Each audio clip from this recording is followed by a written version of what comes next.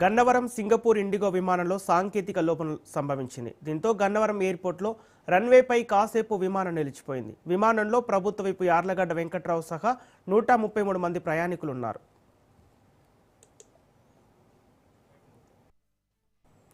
ఇదే అంశానికి సంబంధించి పూర్తి డీటెయిల్స్ మా ప్రతినిధి సాయిబాబు అందిస్తారు. సాయిబాబు, గన్నవరం సింగపూర్ ఇండిగో విమానంలో సాంకేతిక లోపం సంభవించినట్టు తెలుస్తోంది. అప్డేట్స్ ఏంటి?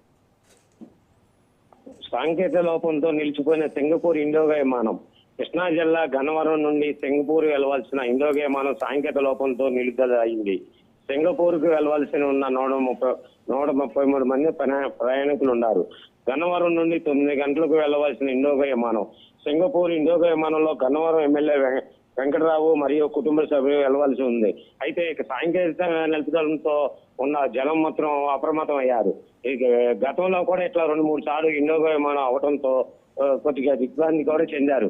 అయితే స్థానిక ఎమ్మెల్యే ఉండటంతో ఎందుకు జరిగిందనే కూడా కొద్దిగా భయభ్రాంతులతో గురి అయ్యారు. Okay, thank you Saibaba.